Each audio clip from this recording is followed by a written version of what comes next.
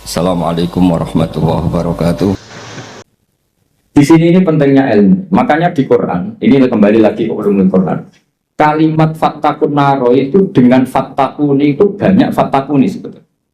Karena kalau fattakuni itu ilmu hakikat. Jadi fattaku mongko wedya sira kabeh ning ingsun. Kamu takutkan saya, takutlah kepada saya. Ya ulil albab. Kalau kamu punya akal. Jadi orang yang punya akal takutnya sama Allah, bukan takut sama. Nah, makanya dalam cerita itu pernah Sayyidina Ali itu di satu masjid mubaliknya atau penceramahnya itu cerita neraka. Serunya bukan main. Oh, neraka itu gini. Memang neraka itu seru betul. Benda dimasukkan neraka itu jatuh sampai ke Jahannam paling bawah itu nunggu 70 tahun. Bisa dibayangkan kalau kita masuk ke sana itu naiknya kayak apa misalnya.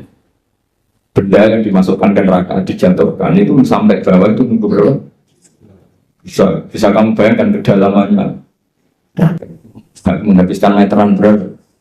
Benda dijatuhkan ke neraka itu sampai bawah nunggu berapa? Wah, enggak apa ya? Wah, aja kita neraka sehingga hadirin itu nangis semua. Sayyidina Ali pas liwat terus si penceramahnya dipanggil. Kamu membuat mereka takut oleh neraka sampai seperti itu. Apa kamu bisa sukses membuat mereka takut kepada Allah sampai seperti itu? Dites, nggak bisa bang. Terus masyhur Sayyidina Ali mengatakan, "Ata jizu an wasfi makhluqin miswak." Masa ngadepi neraka saja sesusah itu. Apapun topnya neraka itu makhluk, sesuatu yang diciptakan. Harusnya kamu lebih takut sama kamu. Jika semenjak itu dirubah cara ceramahnya dirubah. Jadi tidak. Karena tadinya itu yang diikuti ulama-ulama tasawuf. Jadi ulama tasawuf itu orang yang mengembalikan pada akal waras. Ya kayak tadi, saya mengatakan ini hitam itu hanya karena apa? Ya memang warnanya hitam. Supaya saya jadi orang waras, kalau hitam tidak tak bilangkan hitam, tak katakan hitam. Sama, Allah itu Tuhan. Kapan saja Tuhan, dia sebagai Tuhan. Andai kan tidak menciptakan surga atau neraka, dia tetap sebagai Tuhan. Jadi kesetatusan Tuhan Allah itu tidak bikin neraka atau kita ini adalah orang yang sudah berdiri sama pendidikan. Untuk diangkat dosen apa tidak, kita tetap ngajar di mana saja, kapan. Senyum adalah kebaikan. Bahwa kamu sedang jadi pegawai bank maupun enggak, ya tetap semuanya harus peduli sama yatim piatu, ya sudah satu kebaikan. Bahwa kita pengurus yayasan apa enggak, ya tetap peduli sama yatim. Nah, itu ilmu hakikat. Sesuatu itu dikembalikan pada proporsi.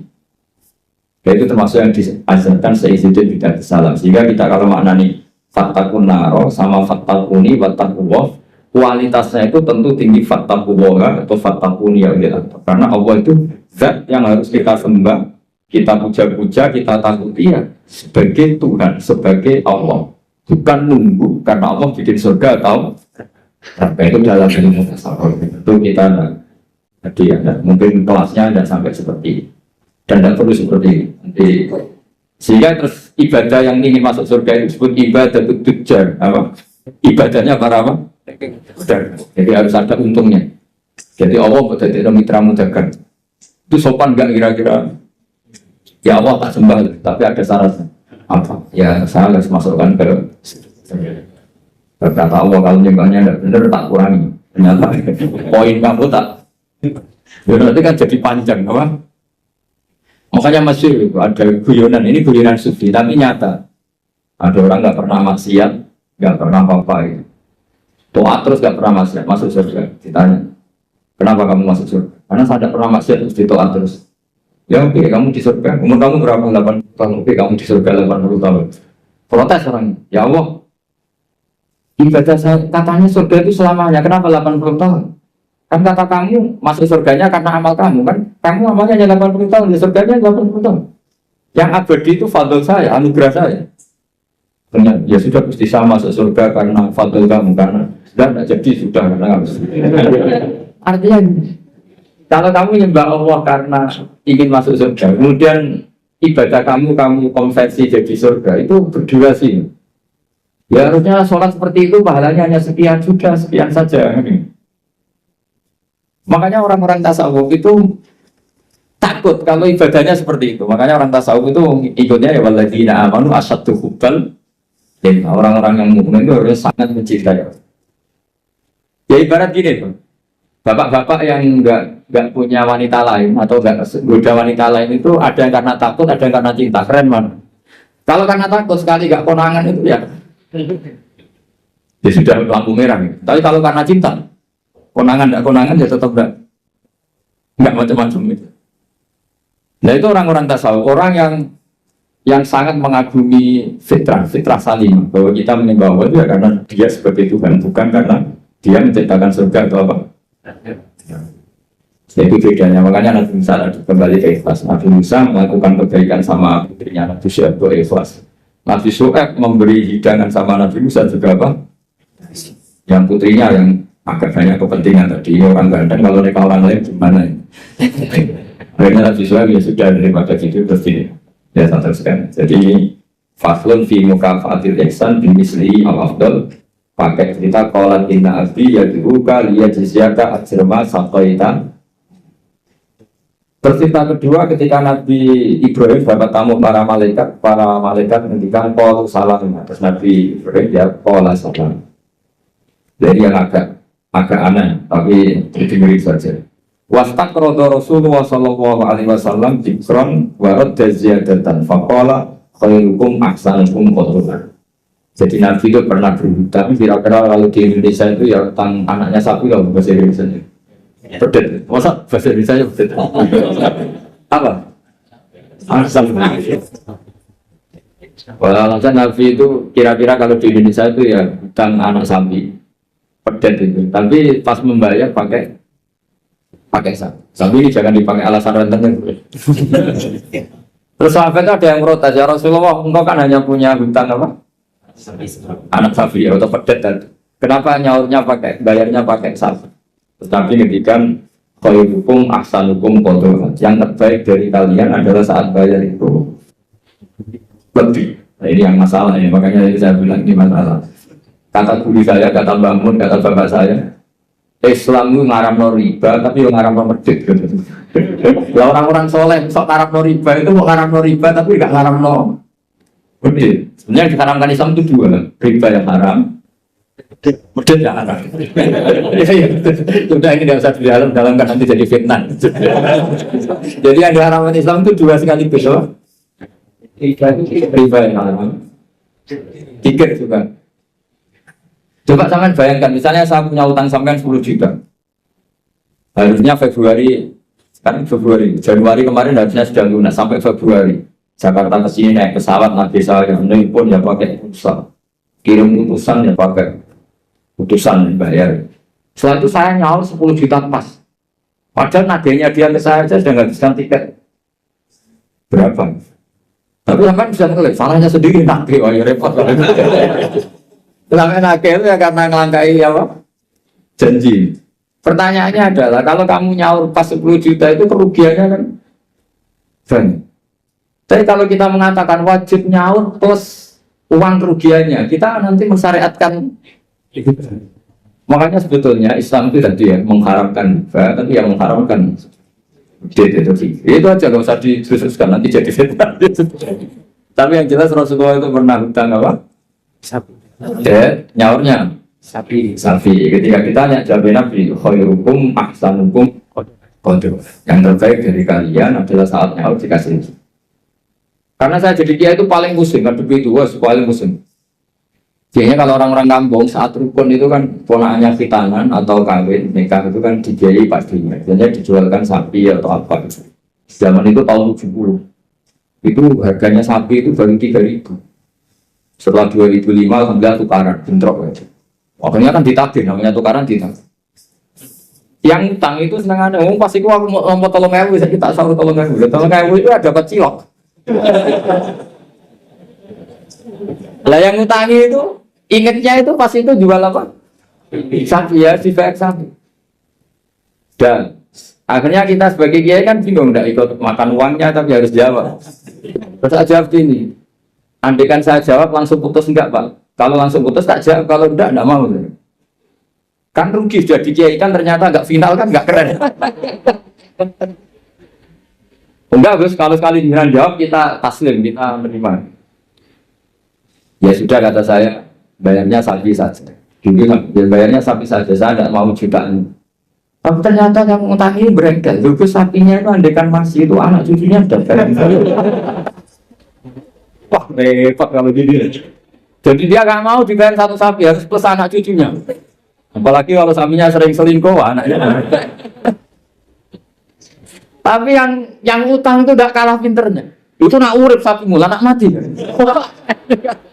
Wah repot ini. Makanya saya itu kadang sama orang awam itu yang mantel kata itu, sinyal kan. Coba, sampean kalau jadi kiai, kalau Anda dalam posisi saya milih mana? Milih pakai ukuran apa? Karena kita riba ya takut, medit ya. Misalnya saya bilang, ya sudah katanya sudah setuju kalau sudah saya ngomong pasti final ya udah terus. Pak suruh nggak usah. Jangan pakai uang, pokoknya jangan pakai uang. Karena kalau pakai uang itu mesti setelah itu masih denger-denger. Sapi itu harganya beda-beda. Misalnya ditawar 20 juta. Loh, aku ingin tuku sapi 1 juta, berarti kurang 5.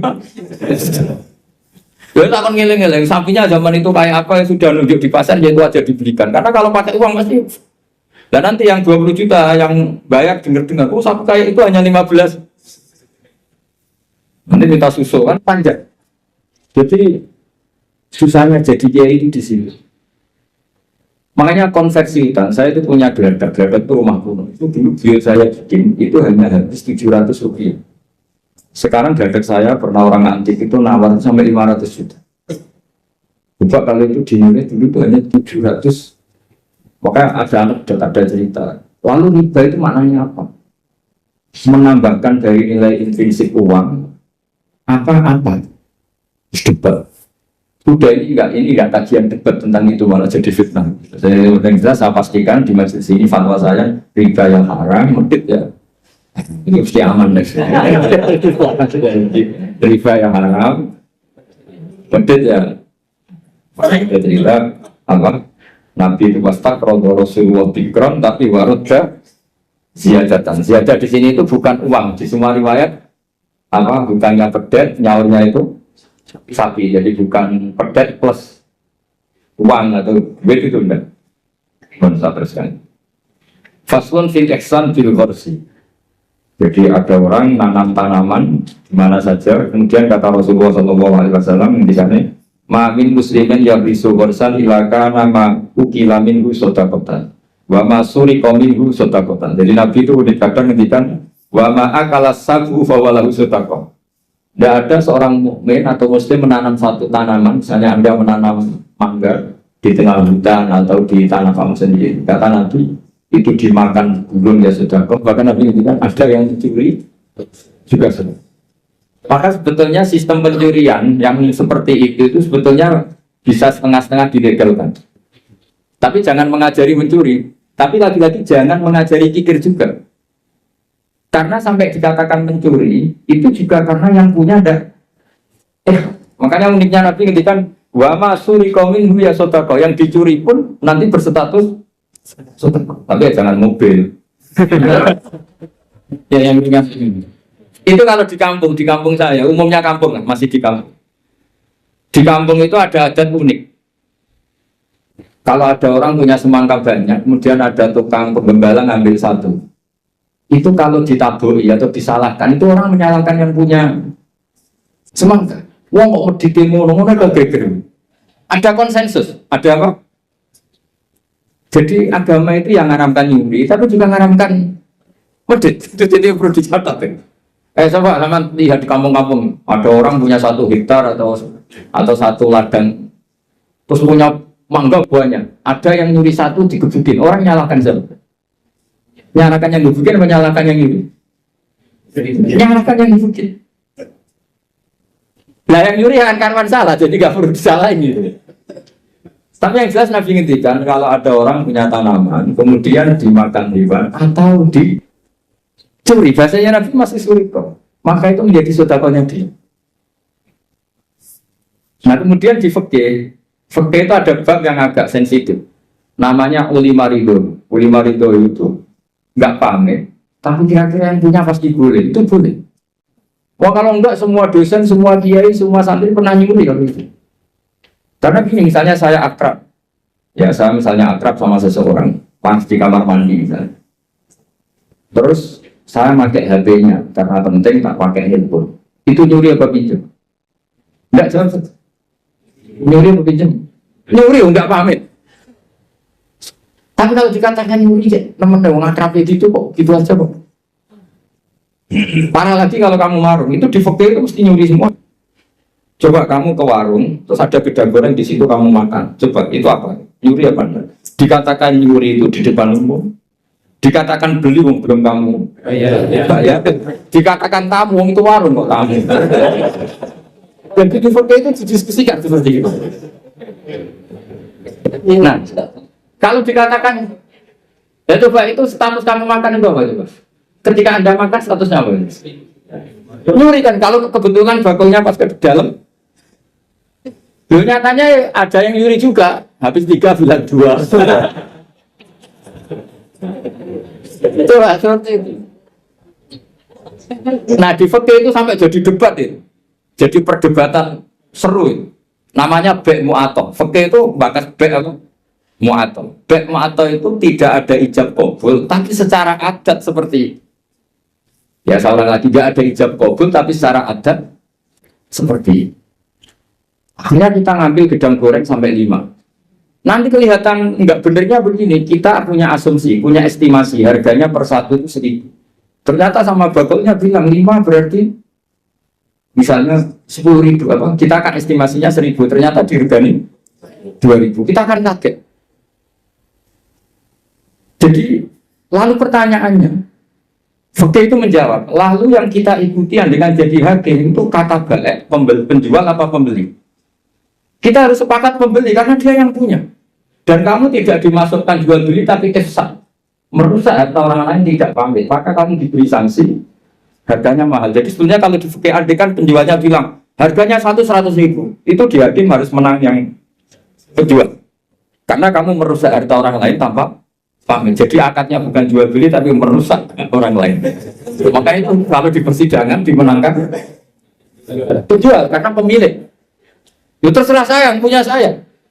Mau apa kan kamu? Kamu aja selonang-selonang apa? Makan yang nyuruh. Makanya saya pernah kenal sama Kiai Jawa Timur, itu orangnya khusyuk. Itu kalau marun itu sampai bakalnya mantel. Teman saya mondok. Bu, ini gedang goreng gini pinten. 1.000 dek, ini dibayari 1.000, baru dimakan. Masih di tempat itu dia kepengen lagi, akad lagi. Bu, ini pinten. Ini tela goreng harganya pinten 1.500, dibayar lagi. Saking ininya akadnya itu jelas. Lama-lama anak itu tiap marung, dia cuma marung ini yang ngelopong. Jadi kadang orang bener itu yang repot no. Orang bener itu kadang yang repot, tapi itu memang bener betul. Nah, makanya di fikih itu ada bab namanya bab polimaritum. Di kampung itu kalau ada orang punya semangka 1 hektar atau punya pohon mangga, kok orang ngambil satu pamit itu mesti dimarahin. Kalau orangnya dermawan, cung mono kok paham, kena butuh yang berjutu. Makanya saya katakan nyolong ya haram, tapi medit juga. Ya itu aja, nggak usah berarti Gus Pak ngalalkan nyolong ya enggak. Kamu itu gak menyimpulkan sekacau itu ya enggak seperti itu. Tapi ini saya hanya maknani hadis. Kenapa Nabi ngintikan bahwa masuri kaum sodako yang dicuri pun berstatus sodako, karena bahasa nyuri itu bahasa yang sudah ngekot. Dikatakan nyuri karena nyatanya tidak pamit. Dikatakan sodako nyatanya yang punya ini kan dua bahasa paradok. Wong nyuri kok distatuskan sodako. Dari definisi nyuri ya memang nyuri enggak pamit. Tapi dari nyatanya halal karena yang punya ridho namanya sedekah. Kamu milih mana? Bahasa nyuri atau sedekah? Ya nyurinya ya ada, sedekahnya juga ada. Ini jelas, ini hadis sahih. Wa ma surika minhu sedekah. Terus wa ma akalas sabu fa wala sedekah. Misalnya yang makan itu burung atau apa ya juga jadi sedekahnya dia.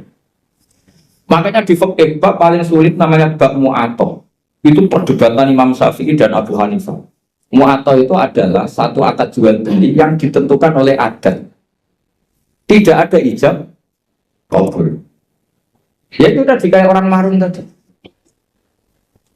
Orang marun lalu makan gedang goreng itu statusnya apa? Atau naik bis.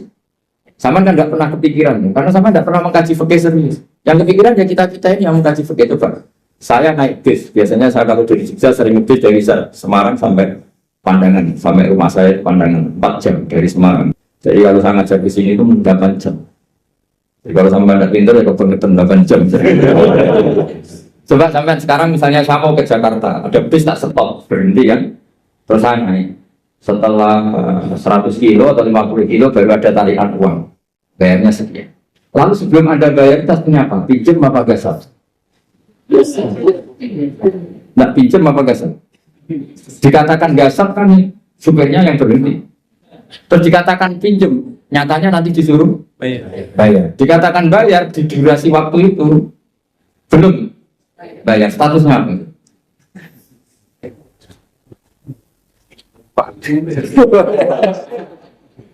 Lah kalau numpang begini, pas 50 kilo sebelum ditarik kondektor kamu turun. Jadi fakta itu punya sekian VR. Makanya di fakta itu mau tidak mau harus ada bab baru. Bab bagaimana transaksi sing lima itu tidak ada akad yang verbal maupun eksplisit, tapi sudah diketahui kali itu pasti itu. Ya kayak tadi, namanya bakul, ada orang makan gedang goreng itu ya seneng, karena dianggap dianggap kepayan terus. Tapi yang makan, ini masalahnya punya estimasi, yang mulai masalah kan punya estimasi. Kemudian asal ngulik pas 2.000, ternyata di luar dugaan harganya 5.000. Makanya kalau kita sebagai kiai, saya sering punya santri yang pedagang, mesti pesan saya, tolong tarif harga itu dikasih. Makanya kayak warung Padang, beberapa warung yang sudah gitu pasti didian dia itu disuruh apa nulis apa tarif apa harga. Karena kalau kata-kata terus kan capek ini yang bakulnya. Ampun tuh dia kalau berdiri bentuk gedang goreng harganya berapa? 1.000 dibayar. Itu anaknya orang sufi. Sangi sufinya bapaknya itu dulu era Waiser itu nggak pernah diwaiser. Karena bapaknya itu orang sufi. Nanti kalau Waiser itu uangnya ketukar sama uangnya orang lain, itu yang dikasihkan tidak uang saya, tapi uangnya orang sufi. Jadi kalau ngirim anak itu pasti ada orang sufi itu. Kalau di UI kayaknya nggak pernah ada. Sudah modern sekali. Sampai segitu karena takut uangnya itu tetap. Yang kamu terima itu tidak uangnya bapak, tapi uang orang lain. Coba seperti itu sah nggak? Misalnya wesel online, yang dikasihkan uang kamu apa uang orang lain? Boleh nggak? Itu kalau menurut teori profesional kan nggak boleh. Mau miliknya orang lain kok di. Yang menjadikan boleh karena apa? Ulama ridho, orang lain itu juga ridho karena tergantung. Kalau kamu ngajukan kredit ke bank, uang yang dikasihkan kamu itu uangnya bank itu uang orang banyak. Pamit nggak? Wah ini bisa panjang kalau secara fikih. Makanya fikih itu ada bab nanya bab ulima ridho, ada transaksi yang tidak eksplisit juga nggak verbal, tidak ada ijab kabul, tapi ulima ridho. Kira-kira orang itu. Jika di kampung-kampung menurut saya adat itu bijak sekali. Kalau ada orang penggembalaan, tapi kalau dosen ya jangan, kalau kiai ya jangan. Itu kalau ngelak ya ngambil bukan milik orang yang banyak. Jangan yang orangnya miskin punya pohon hanya satu, yang kira-kira punya banyak diambil. Itu kalau yang punya dipamitin. Pak, tadi saya ngambil di ganjengan itu gimana? Ngomong kok pamit gak cocok. Karena dianggap satu sepele yang harus diridhokan. Akhirnya gara-gara pernah satu itu gak perlu pamit, yang lainnya ikut-ikutan. Lah yang mulai banyak itu yang belum tak kayak gitu. Jadi kalau satu dua kan dimaklumi. Jika dalam tradisi ilmu tasawuf itu kalau sholat ya sholat saja. Kriminal besar kalau dalam ilmu tasawuf orang sholat ingin masuk surga itu kriminal besar itu kalau dalam ilmu tasawuf. Makanya masyhur itu kan Nabi Isa disuruh sama Allah, kamu sana ke gunung sana. Pertama ketemu masyarakat yang sholat terus ibadah terus sampai kurus semua. Ditanya, kenapa kamu ibadah sampai kurus seperti ini? Karena kita ingin masuk surga. Kata Nabi Isa, ibadah itu tijar. Ini ibadahnya pedagang. Kalau melakukan sesuatu harus dapat laba. Komentari ibadah itu tijar. Terus jalan lagi Ketemu orang yang sama, yang kurus, yang ibadah terus, ditanya, kenapa kamu ibadah terus? Kita takut neraka. Kata Nabi Isa, ibadatul ibad.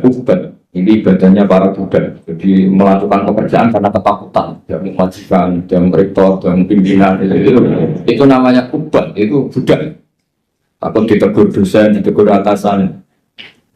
Terus kelompok ketiga, itu orangnya happy.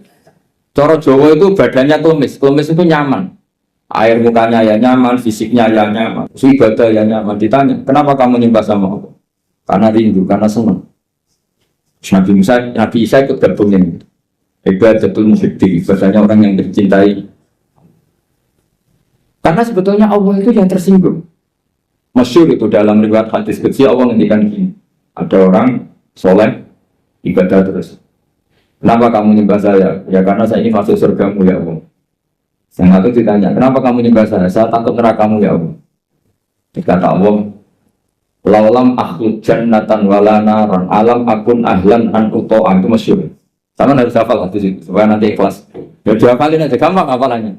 Laulam akhluk, andaikan saya tidak menciptakan, akhluk itu mutakalim, jannatan, saya tidak menciptakan surga wala naran dan tidak menciptakan neraka. Alam akun ahlan anu to'ah. Apa tersapu itu pantas buat sembah. Jadi tetap pantas sih. Nah itu makanya saya itu kalau ngaji di mana-mana tuh bikin analogi. Saya orang yang sering bikin analogi tentang ilmu hakikat. Misalnya gini, sampai nggak tanya, ini warnanya apa? Sampai jawab apa? Hitam kan? Minta bayaran apa enggak? Enggak kan? 1 tambah 1 itu berapa? 2. Kita biasa ikhlas mengatakan 1 tambah 1 2. Tidak bilang gini, kalau dikasih 1 juta tak jawab 2, kalau enggak tak jawab 4. Enggak begitu kan? Artinya kita sering ikhlas mengatakan 1 ditambah 1 2. Itu ikhlas sekali. Enggak ada yang bayar yang jawab 2. Tapi kenapa saat Anda mengatakan Allah Tuhan juga itu hakikat, nunggu digajar surga? Itu kan kacau sekali di dalam. Kita sering ikhlas mengatakan kebenaran. Misalnya 1 tambah 1 2. Ini meja warnanya hitam. Ikhlas gak teman? Ikhlas. Tapi saat Anda mengatakan Allah itu Tuhan, minta surga. Ya tapi maklum kamu tidak usah ke sana, nanti gak jadi dosen, jadi wali, nanti repot. Nah ini cerita aja, cerita bahwa dosen juga bisa jadi wali.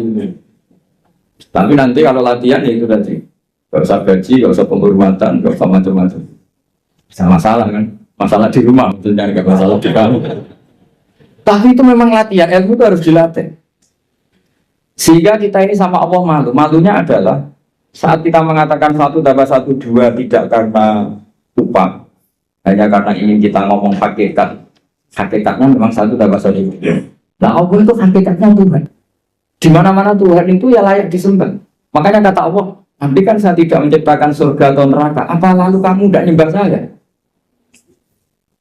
Bisa saja orang ini jawab, ya udah lah Gusti rugi ngapain? Ini kan masalah gitu deh. Makanya sebenarnya Allah itu tersinggung sama orang-orang yang nyembah karena surga atau karena. Tapi karena Allah itu zat yang baik, meskipun tersinggung itu ya baik-baik saja. Ini bedanya Allah sama makhluk.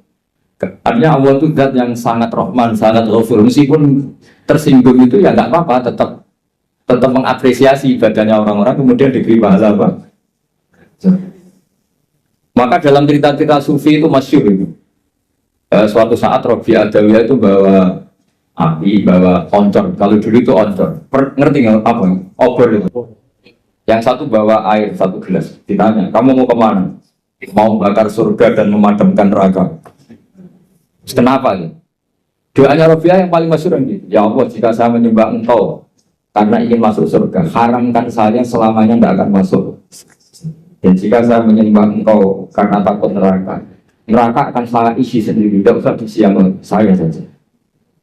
Karena ini sudah ilah dari jati hakikat. Kalau kita bisa mengatakan 1 tambah 1 2 itu ikhlas tanpa presentasi apapun, kenapa mengatakan Allah Tuhan nunggu digaji surga? Jangan-jangan di hati kita kalau nggak ada surga kita tidak mengatakan Allah itu Tuhan. Jangan-jangan kalau kita tidak jadi dosen UII tidak peduli sama perjalanannya Islam di Indonesia. Jangan-jangan kalau saya nggak dikiaikan di UI saya tidak peduli sama perjalanan Islam di Indonesia. Itu kan lama-lama gitu. Saya senyum karena profesi saya pramugari. Di rumah kan enggak pramugari nanti, maka enggak perlu senyum. Kasihan suaminya. Maka bahaya sekali kalau seperti itu. Dosen di kampus pengajar, di rumah tidak pengajar tapi penghajar. Itu enggak boleh seperti itu. Kalau dosen di kampus harus dosen di rumah. Kalau senyum di pesawat harus senyum di rumah karena senyum itu kebaikan. Kalau di pesawat baik ya di rumah baik. Ngajar itu kebaikan. Kalau di kampus baik ya di rumah. Allah itu Tuhan di mana-mana, Tuhan kapanpun sebagai dikatakan oleh Sayyidina Nabi Sallam. Beda ada cerita. Ya ulang lagi ya, kelebihannya kitab ini adalah misalnya satu cerita yang linear, tapi nanti menjadi kesimpulan hukum. Kita tahu Nabi Musa itu orang Israel yang hidup di Mesir. Mesir dulu bahasanya Al-Qibti. Makanya sekarang jadi Egypt. Jadi kalau dulu orang Arab dulu bilang apa Al-Qibtiyah, apa Al-Qibtiyah. Sehingga kalau mengistilahkan di antara istrinya Nabi namanya Maria Qibtiyah. Artinya berbangsa apa? Mesir. Jadi bahasa Mesir itu sebenarnya salah karena Misro itu artinya kota. Namanya itu ya Qibtiyah itu. Kalau Misro itu namanya apa? Kota. Nabi Musa hidup di Mesir, kemudian dianiaya oleh Fir'aun, ini kemudian beliau mau dibunuh, melarikan diri ke Madian. Melarikan diri ke Madian ini dirawat sama Nabi Syuaib. Nah, asal mula cerita, beliau di kawasan Madian, saya pernah jual di Musa itu, sekarang ikut di Jordan. Jadi Madian sekarang itu ikut mana? Jordan. Saya pernah ke sana jual di Musa. Nah, beliau pas di situ santai-santai terus menemukan wajah ummatan minan nas yaskun, orang rame-rame mengambil air terus wajah min dunihi imra'ataini apa? Tayyudan. Qala ma khatbukuma terus qalata la nasqi hatta yusbira al-a'u wa abuna syaikhun kabir. Terus ada orang apa ngambil air terus di antara mereka itu ada dua perempuan. Tidak usah diteruskan cantik apa enggak karena Nabi itu enggak beri jelalatan. Tapi yang jelas cantik karena putrinya Nabi itu nggak boleh jelek. Bukan, memang gitu Allah itu punya sunnah unik. Jadi istrinya Nabi, putrinya Nabi itu nggak boleh jelek karena nanti jadi makmudan di taubah, jadi sasaran bulian. Jadi mulai dulu mengaturannya gitu. Nggak tahu saya bikin aturan siapa, tapi memang seperti itu. Sehingga kalau dalam tradisi kiai katanya marisi Nabi ilmunya susah, penting marisi punya istri cantik. Karena nggak ada Nabi yang istrinya jelek. Tapi kalau dosen boleh karena takdir. Karena ulama itu harus satu. Jadi pada marisi yang lain-lain itu berat ya sudah. Gitu. Akhirnya ini cerita, tapi ini nyata. Akhirnya ditanya sama Nabi Musa, kenapa kamu tidak ikut berebut ngambil air karena air di sana susah. Terus saya tidak bisa, kita ini perempuan kalau berebut pasti salah. Dan kita harus kerja mengambil air sendiri karena wa'abuna syaikhun kabir. Kita punya orang tua sudah sepuh, sudah tua. Karena Nabi ini orang yang punya mukjizat, terus Nabi Musa ada batu besar gitu, cara Jawa diangkat, digerukak, cara Jawa diangkat, kuat terus mengeluarkan air. Akhirnya ya sudah kamu ngambil air di sini kata Nabi. Setelah itu beliau diam di tempat itu lagi, dua perempuan tadi pulang. Setelah pulang bilang ke abahnya, saya tadi ketemu seorang pemuda, lah ini kalaunya ada katanya, ganteng. Jadi ini agak karena ada Nabi, yang dua perempuan tadi ada Nabi. Jadi nyifati cowok itu, saya tadi ketemu pemuda, ganteng, baik.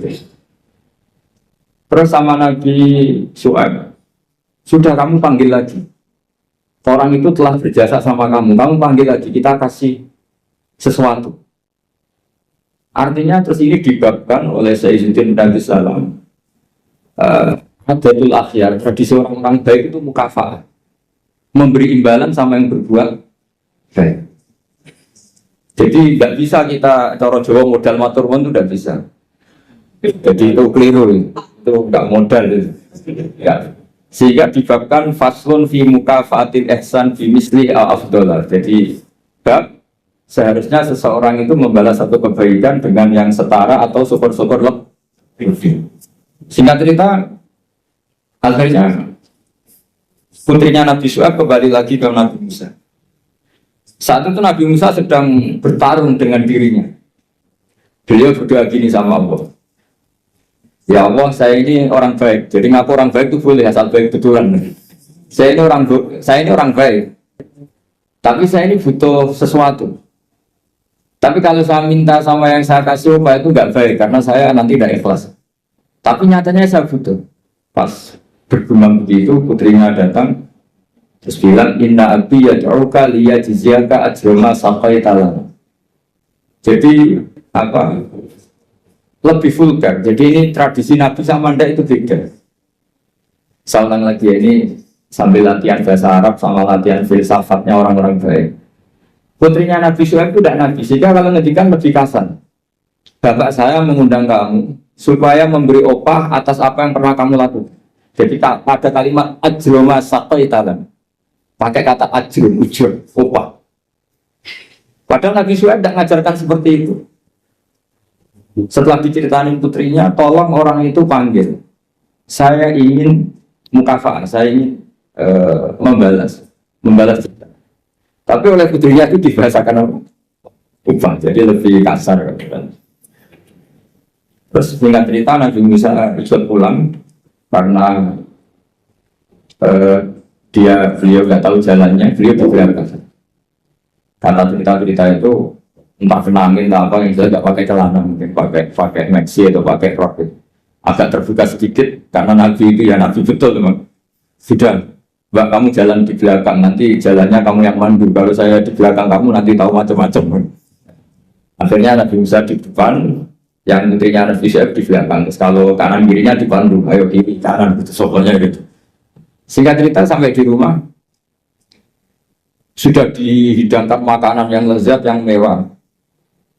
Terus kata Nabi Musa, kita ini inna ahla baitin, kita ini dari keluarga terhormat yang tidak terlintas dapat balasan atas semua kebaikan yang kita lakukan.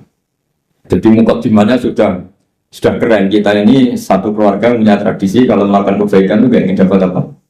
Balasan. Kata Nabi Syuaib, kita dari satu keluarga yang kalau ada orang berbuat baik orang atur nuwun tapi menjamin. Pokoknya adu tradisi besar yang luhur tentu. Terus Nabi Musa dipaksa harus mau ikut apa? Makan jamuan. Yang mulai usul putrinya Nabi Syuaib tadi.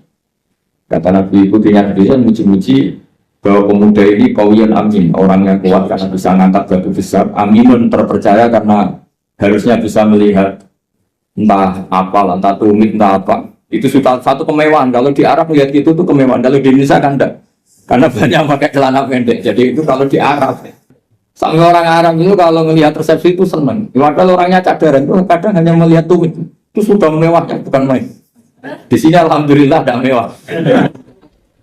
Karena yang lebih ekstrim banyak. Akhirnya disifati amin. Terus ditanya sama bapaknya, kenapa kamu mensifati Musa itu qawi? Karena bisa ngangkat batu. Kenapa kamu sifati amin? Tadi dia di belakang kita karena melihat sesuatu. Tadi tumit, tadi hanya tumit. Terus minta kita di belakang. Karena Nabi Syuaib tahu arahnya putrinya itu senang, terus masyhur itu. Terus Nabi Syuaib ngendikan inni uridu an unkihaka iftabnataya hataini ala anta jironi sama yang saya ingin menikahkan kamu dengan salah satu putri saya. Tapi syaratnya kamu harus mengkhidmati saya bekerja di sini minimal 8 tahun. Karena Nabi Syuaib itu pedagang, jadi kalau gratisan nggak mau. Jadi Nabi Syuaib itu ya unik. Beliau Nabi yang besar karena dagang. Makanya masyhur setiap Nabi Syuaib yang diperingatkan ke kaumnya apa? Auful mikyala wal mizana wala tabkhasun nasa asya'a. Jadi ini bagian dari ulumul Quran. Jadi Nabi itu kelihatan polanya. Kalau beliau ngendikan perdagangan berarti beliau ditakdir profesinya itu dagang. Sehingga Nabi Syuaib itu setiap diceritakan Quran pasti yang diceritakan itu ngendikan beliau apa? Auful mikyala wal mizana wala tabkhasun nasa asya'a. Akhirnya terus di situ jadi ketentuan fikih bahwa maharnya perempuan itu tidak harus berupa materi tapi boleh profesi. Jadi Nabi Musa itu tidak punya uang karena dia posisi orang pelarian ya, dari Fir'aun. Tapi beliau sanggup jadi karyawannya Nabi Syuaib berapa? 8 tahun. Imbalan dapat putri. Terus kata Nabi Syuaib, fa'in asmamta asron famin intik. Tapi kalau kamu menjadikan itu 10 tahun, maka ya nggak apa-apa. Ada kalimat lain, wama uridu an asyukka alaih. Tapi saya tidak ingin memperberat kamu. Jika cerita Nabi Musa akhirnya mau, terus kemudian beliau menyempurnakan sampai 10 tahun. Terus oleh Nabi Syuaib itu dikasih tongkat. Jadi tongkatnya Nabi Musa yang sakti tidak dari bapaknya, tapi dari mertua. Makanya terus sekarang banyak mantu yang ngincer warisan mertua itu. Itu agak ada sejarahnya. Di kadang-kadang mantu itu sopan itu harus dicurigai. Dan biasanya orang-orang sukses itu anaknya di Jakarta di mana-mana. Ada satu mantu model balsem dapat warisan. Jadi kalau mertuanya sakit itu dikasih balsem, salon pas, kelihatan peduli sudah akhirnya dapat warisan sama hidup. Itu tidak tahu itu haram apa enggak, kayaknya haram karena trik itu kategorinya itu trik. Karena dalam faraid itu mantu enggak termasuk ahli waris. Ngomong enggak kanggu, kalau dalam faraid mantu itu orang enggak kanggu. Tapi ada sejarahnya mantu dapat apa? Tongkat sakti.